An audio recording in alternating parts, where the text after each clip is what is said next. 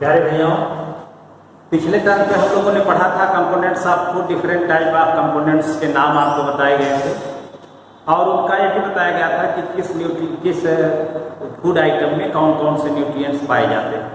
इसके बाद लास्ट में ये बताया गया कि कैसे हम टेस्ट करते हैं। Specially 3 types of food nutrients, that is carbohydrate, protein and fat are tested by a simple method. ये चीज़ आपको बताई गई थी कि कैसे हम टेस्ट करते हैं। आप अपने घर पे भी टेस्ट कर सकते हैं।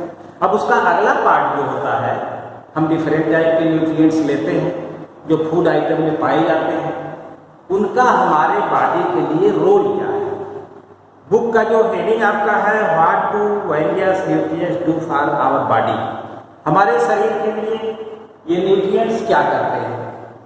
तो इसके लिए जो हमने पहला न्यूट्रिएंट्स पढ़ा कार्बोहाइड्रेट, तो कार्बोहाइड्रेट क्या करता है, ये एनर्जी देता है। कार्बोहाइड्रेट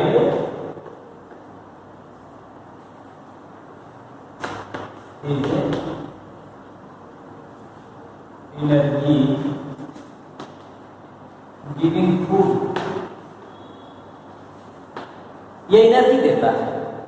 अब एनर्जी क्या होती है, हमारे बॉडी को काम करने के लिए या बॉडी के अंदर जो ऑर्गन्स काम कर रहे हैं उनके लिए जरूरी होता है। तो कार्बोहाइड्रेट से हमको एनर्जी मिलती है। और इसी तरह से फैट जो होता है, fat also provide energy more amount. Carbohydrate energy देता है, फैट भी एनर्जी देता है, लेकिन फैट का जो एनर्जी देने का अमाउंट है वो उससे ज़्यादा होता है। लेकिन फैट को डाइजेस्ट होने में, एब्जॉर्ब होने में, उससे एनर्जी निकलने में ज़्यादा टाइम लगता है। इसलिए चीफ एनर्जी सोर्स कार्बोहाइड्रेट कहलाता है। फैट दूसरे नंबर पे आता है। ये सही है कि it provide energy more amount than the carbohydrate. Then these 2 nutrients are the energy providing food, ये एनर्जी देने वाले। तीसरा होता है protein. Protein needed for body building and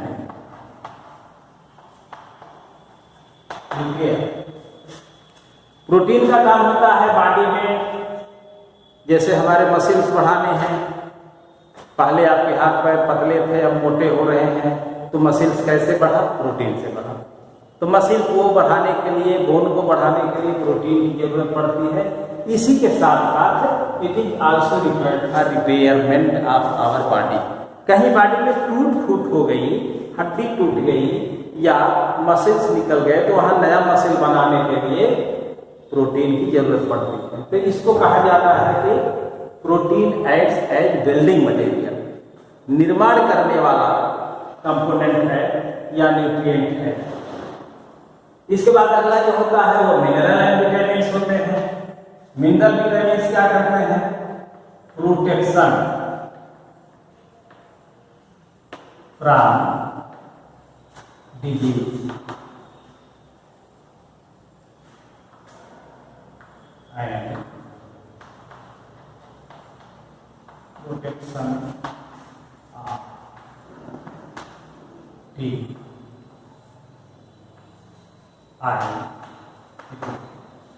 जो हमारे बॉडी ऑर्गन्स हैं, टीथ है, आईज हैं, उनके प्रोटेक्शन के लिए और रोगों से बचाने का कार्य करता है विटामिन। तो ये प्रोटेक्टिव फूड कहलाते हैं, इनको कहा जाता है प्रोटेक्टिव फूड। ये डिफरेंट टाइप की जो डिजीज होती है, रोग होते हैं, रोगों से लड़ने की क्षमता को बढ़ाते हैं।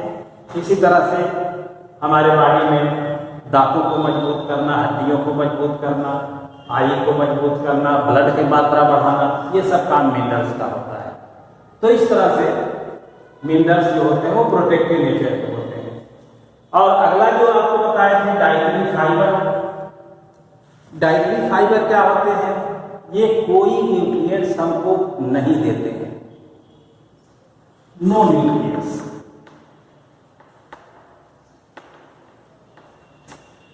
But need are removal of waste. क्या वेस्ट होगा?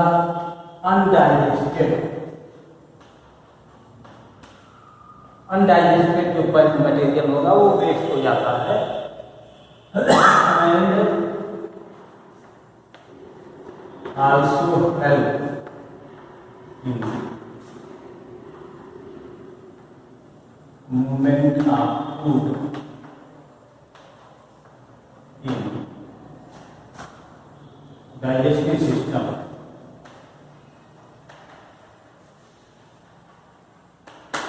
डाइजेस्टिव सिस्टम में हमारे एक एलिमेंट्री कैनाल होती है, नली होती है। उस नली में भोजन ऊपर से नीचे तक मूव करता है।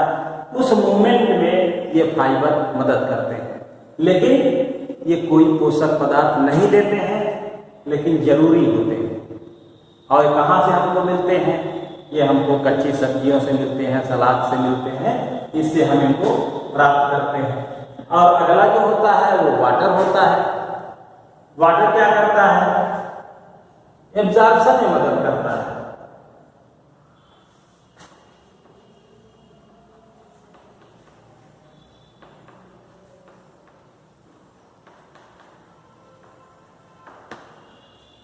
कोई भी मटेरियल हो, उसको जब आप जल में घोल देते हैं तो उसका एब्जॉर्प्शन आसान होता है। आप चीनी चबा लीजिए तो उसका एब्जॉर्प्शन देर से होगा। उसको घोल करके शरबत बना के पीजिए, उसका एब्जॉर्प्शन जल्दी हो जाता है। तो एब्जॉर्प्शन मदद करता है। और ये हम जानते हैं कि हमारे शरीर में सेल के अंदर, कोशिका के अंदर 90% तक पानी होता है। अलग अलग स्पीशीज में अलग अलग मटेरियल में अलग अलग अमाउंट ऑफ वाटर होता है। इसके लिए एक एक्टिविटी आपके बुक में दिया गया है। टमाटर लीजिए, ब्रिंजल लीजिए, इनको काटिए और काट करके आप देखेंगे तो इनमें भी पानी की मात्रा स्पष्ट रूप से दिखाई देती है। तो उस एक्टिविटी को जब आप पढ़ेंगे तो आपको पता चलेगा। उसको लाइन से जोड़ दीजिए, कार्बोहाइड्रेट फैट को आगे तक लाइन खींच लीजिए, फैट को और आगे तक वहाँ फैट है बस। तो इस तरह से वाटर जो होता है हमारी बॉडी को प्रोटेक्शन करता है। और महत्वपूर्ण इतना है, इम्पॉर्टेंस है इसका, किसी की बॉडी से पानी ज़्यादा निकल जाए तो उसको डिहाइड्रेशन की प्रॉब्लम हो जाती है, वो आदमी सुस्त हो जाता है, शरीर की सारी क्रियाएं रुक जाती हैं या धीमी हो जाती हैं। तो इस तरह से जो आपके न्यूट्रिएंट्स हैं, उन न्यूट्रिएंट्स का बॉडी के लिए क्या रोल है ये आपको बताया हमने। इसको आप अपने बुक में पढ़ेंगे और ये अपना वीडियो देखेंगे, आपको समझ में आएगा। तो अगला टॉपिक हम लोगों का है बैलेंस डाइट।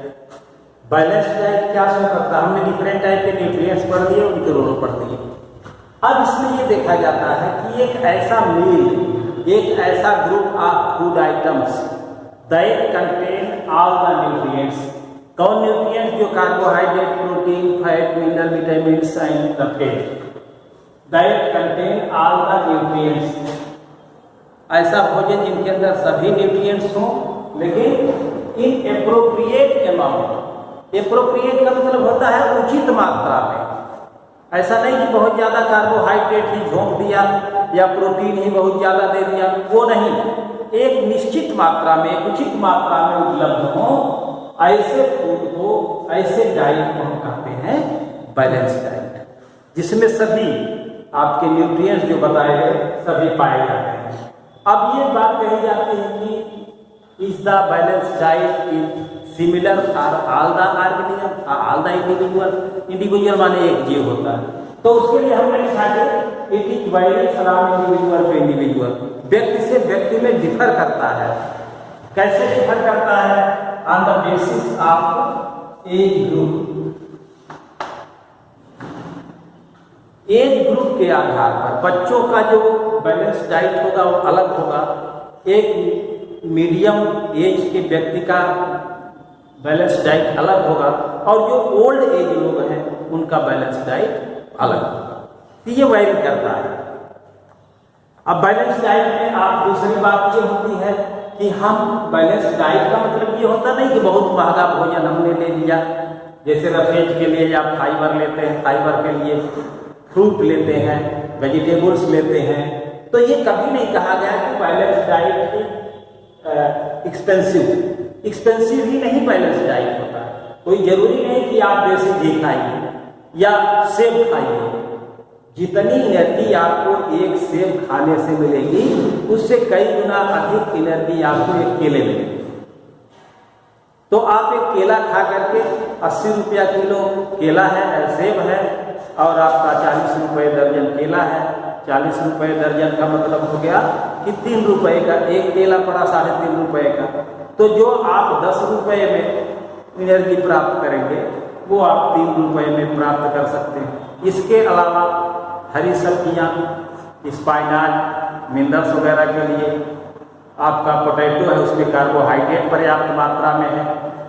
तो इसलिए कहा जाता है कि balance diet is not expensive, बहुत महंगा नहीं होता है, इसको हम मेंटेन करना चाहिए हमको। हम कैसे फूड ले सकते हैं? तो बैलेंस डाइट बिना एक्सेस एक्सपेंस के भी हम प्राप्त कर सकते हैं। अब इसके बाद ये जो न्यूट्रिएंट्स इसके अंदर पाए जाते हैं बैलेंस डाइट के, तो ये कहा जाता है कि कुकिंग ऑफ फूड में इजियर डाइजेशन और facilitate the digestion of food in our body. हमारे शरीर के अंदर भोजन के पाचन को, जो कुकिंग हम करते हैं, भोजन बनाते हैं, उससे उसका पाचन आसान हो जाता है। लेकिन यहाँ पर कहा गया कि कुकिंग मेथड्स, वो मेथड कैसा होना चाहिए? बहुत हाई टेम्परेचर पर हमको भोजन को नहीं पकाना चाहिए। उससे क्या होता है? प्रोटीन डैमेज हो जाएगा, कुछ विटामिन खत्म हो जाते हैं। उसी तरह से सिंपल मेथड, अपने घर में हम सब्जियां बनाते हैं, सब्जी बनाने में क्या करते हैं? पहले काटते हैं तब धोते हैं, या पहले धोते हैं तब काटते हैं? तो इसमें कौन सी मेथड सही है, ये आप अपने विचार से सोचें। वास्तव में जो हम पहले सब्जी को काट करके तब धुलते हैं वो गलत है। पहले सब्जी को धुल लेना चाहिए, जैसे आलू ही आपने छील लिया तो उसको धुल करके तब काटिए तो न्यूट्रिएंट्स उसमें बचे रहेंगे। चावल को बार बार धोना, that is repeated washing of rice decrease the amount of nutrients, तो वाटर अमाउंट घट जाता है उससे। इसी तरह दाल को भी बार बार धोने से उसका न्यूट्रिएंट्स निकल जाता है। सब्जियों को बहुत रगड़ के धोने से विटामिन खत्म हो जाते हैं, या सब्जियों को बहुत हाई टेम्परेचर पे आपने पका दिया तो न्यूट्रिएंट्स खत्म हो गए। एग आप खाते हैं तो एग में क्या करते हैं कि जब उसको बॉयल करते हैं तो भी उसका न्यूट्रिएंट्स बचा रहता है। अब उसमें कुछ लोग क्या करते हैं कि उसको तेल डाल करके उसको फ्राई करवाते हैं, तो आप देखे होंगे कि उसका कलर ब्राउन कलर का हो जाता है। आमलेट बना देंगे, जब ब्राउन कलर का हो गया तो टेस्ट तो बढ़ गया, लेकिन जो प्रोटीन होता है वो खत्म हो गया। तो केवल आपने टेस्ट लिया, न्यूट्रिएंट्स नहीं लिया। तो कुकिंग मेथड भी कुछ बचा कर करना चाहिए, लो टेम्परेचर पे करना चाहिए, बहुत ज़्यादा नहीं करना चाहिए। और दूसरी बात कि बैलेंस डाइट भी अगर आप ले रहे हैं तो उसको एक कहा गया कि एप्रोप्रिएट अमाउंट में होना चाहिए सारे न्यूट्रिएंट्स। उसी तरह से बैलेंस डाइट भी आपको एप्रोप्रिएट अमाउंट में ही लेना चाहिए। कहीं बैलेंस डाइट मिल गया तो ये नहीं कि जान छोड़ करके पेट में भर लीजिए, ऐसा नहीं करना, इसलिए ये नुकसान करता है। बैलेंस कंडीशन में ही बैलेंस डाइट लेना तो आपकी बॉडी की एक्टिविटी ठीक रहेगी। लेकिन अगर ऐसा आप करते हैं कि एक्स्ट्रा फूड लेते रहते हैं, बैलेंस डाइट मिल गया तो खींचते रहते हैं, तो उससे क्या होता है, एक कंडीशन उत्पन्न हो जाती है, उसको ओबेसिटी कहते हैं। ओबेसिटी कहते हैं, दैट इज सॉलिड बॉडी, बड़ी मोटी फैटी बॉडी, ये आप देखेंगे एडिमा या ओबेसिटी की कंडीशन उत्पन्न हो जाती है। अब आगे स्कूल खुलेगा तो आप क्लास में आएंगे तो आपके क्लास में एक आध होंगे ओबेसिटी वाले, बड़े मोटे मोटे, तो वो ओबेसिटी कंडीशन आ जाती है। और ओबेसिटी कंडीशन जो हमारे लिए हानिकारक होती है, बॉडी का वेट बढ़ जाता है, चलने में कठिनाई होती है, दौड़ने में कठिनाई होती है, और देखने में जो आप सुंदर लगते हैं वो सुंदरता बिगड़ जाती है। अब इसके बाद न्यूट्रिएंट्स की कमी से क्या हो जाता है, अगर हम सफिशिएंट नहीं लिए एप्रोप्रिएट अमाउंट में, तब क्या कंडीशन हो जाती है, उसको हम डेफिशिएंसी डिजीज कहते हैं। अगली हेडिंग हमारी है डिफिशियंसी डिजीज। तो इन न्यूट्रिएंट्स की कमी से हमारे अंदर बॉडी के अंदर कोई डिसऑर्डर उत्पन्न हो जाए, किसी प्रकार की अनियमितता उत्पन्न हो जाती है, उसको कहा जाता है डिफिशियंसी डिजीज। डिसऑर्डर भी उसको बोलते हैं, डिजीज भी बोलते हैं। हमको डिफाइन करना होगा तो diseases that are caused due to deficiency of nutrients. किसी न्यूट्रिएंट की कमी से होने वाला जो रोग होता है उसको डिफिशियंसी डिजीज कहते हैं। अब आपके पास न्यूट्रिएंट्स कितने प्रकार के थे? 4 प्रकार के थे। कार्बोहाइड्रेट था, प्रोटीन था, फैट था, मिनरल और विटामिन्स थे। तो अब कार्बोहाइड्रेट की कमी आपको उनका काम बता दिया गया है। कार्बोहाइड्रेट की कमी जब देखेंगे तो कार्बोहाइड्रेट का काम क्या है? एनर्जी प्रोवाइड करना। फैट का काम क्या है? एनर्जी प्रोवाइड करना। तो जब कार्बोहाइड्रेट और फैट की कमी पड़ेगी या कार्बोहाइड्रेट की कमी मेनली पड़ेगी तो हमारी बॉडी में एनर्जी नहीं आएगी। तो कोई भी पर्सन जिसके अंदर कार्बोहाइड्रेट की डिफिशियंसी होगी वो कमजोर हो जाएगा। उसी के साथ अगर कार्बोहाइड्रेट और प्रोटीन दोनों की कमी हो गई तो वो बच्चा दुबला पतला हो जाएगा, वीक हो जाएगा, प्रोटीन की डिफिशियंसी डिजीज उसमें हो जाएगी।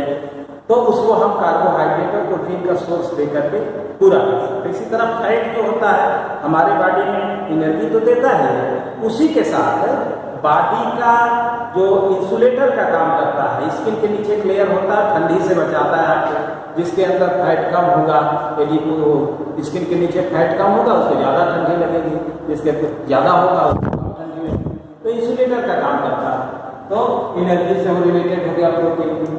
अब चौथा जो पार्ट है आपका मिनरल एंड विटामिन्स। तो मिनरल और विटामिन्स की कमी से हमने बताया था कि ये प्रोटेक्टिव नेचर का होता है, प्रोटेक्शन बॉडी का करते हैं। इनकी कमी से क्या डिजीज हो सकती है, क्या डिसऑर्डर बॉडी के अंदर हो सकता है। एक चार्ट है, इसको आप वीडियो पढ़ने के बाद इसको आप अपनी कॉपी पे चैप्टर का नाम लिखने के बाद ये चार्ट बनाएंगे, बुक से भी देख सकते हैं और यहाँ हमने भी बना दिया है। तो विटामिन डिफिशियंसी, मिनरल डिफिशियंसी से कौन से डिजीज हो जाते हैं? इसमें पहला दिखाया जाए कि विटामिन ए। विटामिन ए की कमी से लॉस ऑफ विजन होता है, हम देख नहीं पाते हैं। और कब नहीं देख पाते हैं? रात के समय, डार्कनेस में हम नहीं ठीक से देख पाते। उस डिजीज को एक नाम दिया जाता है नाइट ब्लाइंडनेस। हम अपनी भाषा में उसको रतौंधी कहते हैं। तो रतौंधी हो जाता है। अब सिम्टम दिया गया है पुअर विजन, देखने की क्षमता कमजोर हो जाए या पूरी क्षमता खत्म हो जाए, अंधेरे में हम देख नहीं सकते, नाइट ब्लाइंडनेस हो जाए। अब ये कहा जाएगा विटामिन ए का सोर्स क्या है?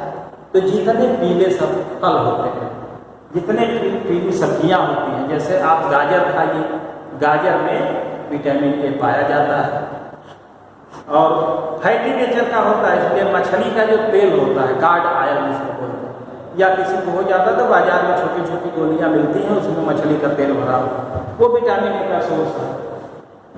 दूसरा vitamin B1। Actually vitamin B क्या है?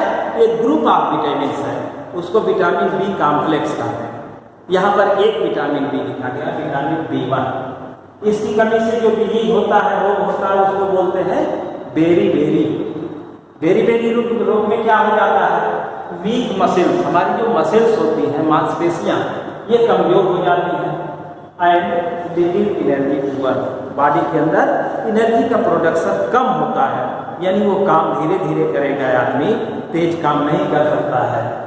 तीसरा इसका सोर्स जो होता है ये आपके शाकाहारी और मांसाहारी दोनों भोजन में पाया जाता है। अंडे में भी पाया जाएगा, दूध में भी पाया जाता है और सब्जियों में, हरी सब्जियों में और फल में पाया जाता है। विटामिन सी, इसकी कमी से स्कर्वी रोग हो जाता है। अब इसका सिम्टम क्या है? ब्लीडिंग गम्स, हमारे जो दांत से लगे हुए मसूड़े होते हैं उनमें से ब्लड निकलने लगता है, खून निकलने लगता है। लेट वुंड हीलिंग, दूसरी बात कि हमारे हाथ पैर में कहीं घाव लग जाता है तो उस घाव भरने की प्रक्रिया धीमी हो जाती है, ज़्यादा टाइम लेता है। और अगर विटामिन सी पर्याप्त मात्रा में आपकी बॉडी में है तो बहुत जल्दी वो घाव भर जाता है। और एक आपको बात बता दें, कोई दवा नहीं काम कर रही, विटामिन सी दे दीजिए, दवा काम करने लगेगी। तीसरा है विटामिन बी, इसकी कमी से रोग हो जाता है, रिकेट्स कहते हैं। रिकेट्स जो होता है ये बोन से रिलेटेड डिजीज है। Bone become soft and bend. जो बोन्स होते हैं वो बहुत मुलायम हो जाते हैं और थोड़ा सा उसके अंदर बेंडिंग आ जाती है, टेढ़े हो जाते हैं, हड्डियाँ टेढ़ी हो जाती हैं। इसके बाद 3 मिनरल्स के काम दिए गए हैं। पहला कैल्शियम दिया गया है। कैल्शियम बोन के लिए और टूथ के लिए जरूरी होता है। इसमें कहा गया कि बोन एंड टूथ डीके, हड्डी और दांत कमजोर हो जाते हैं। वीक बोन्स टूथ डीके, हड्डियां कमजोर होंगी और आपके दांत खराब होने लगेंगे। दूसरा आयोडीन सोर्स, आयोडीन मिनरल है। इसकी कमी से क्या होता है, ग्वाइटर हो जाता है। ग्वाइटर में क्या होता है, जो गले में आपकी थायराइड ग्लैंड है वो थायराइड फूल करके बड़ी हो जाती है, उसको ग्वाइटर कहा जाता है। वही सिम्टम लिखा गया है, नेक ग्लैंड स्वॉलन। एंड सबसे बड़ी बात यह है कि आपकी जो बुद्धिमानी की क्षमता होगी वो भी कमजोर हो जाएगी। आप इडियट्स हो जाएंगे, कमजोर हो जाएंगे, मूर्ख हो जाएंगे। इसलिए आयोडीन की मात्रा लेनी चाहिए। कहाँ मिलेगी, समुद्री मछलियों में मिलता है या आयोडाइन साल्ट खाइए ट्रिपल रिफाइंड, उससे हमको मिल जाता है। नहीं तो समुद्री भोजन में पर्याप्त मात्रा में आयोडीन पाया जाता है। आयोडीन और लास्ट में आयोडीन DINE है DI बस। लास्ट में है आयरन। आयरन की कमी से डिसऑर्डर हो जाता है एनीमिया। एनीमिया का मतलब रक्ताल्पता, खून की कमी हो जाती है पानी के अंदर। और जब खून की अंदर कमी हो जाएगी तो खून का काम क्या होता है, ऑक्सीजन को पूरे शरीर में फैलाना, वो प्रोसेस नहीं होगा और वह व्यक्ति वीक हो जाएगा। तेज दौड़ेगा तो बैठ जाएगा, काम नहीं कर पाएगा, तो वीकनेस होता है। इस तरह से ये एक चार्ट दिया गया है, इसको आप अपने नोटबुक पे बनाएंगे। पहले चैप्टर का नाम ऊपर लिख देंगे, उसके बाद इस चार्ट को बना लेंगे और सारे न्यूट्रिएंट्स को दिए हैं। सारे न्यूट्रिएंट्स का एक लिस्ट बना लेंगे, इसको बना लेंगे। इसके बाद एक्सरसाइज के जो प्रश्न है वो आपके पास जाएंगे, उसको लिख लेंगे और इस चैप्टर को तैयार करेंगे। पहला और दूसरा दोनों में से भी प्रश्न पूछा जाएगा।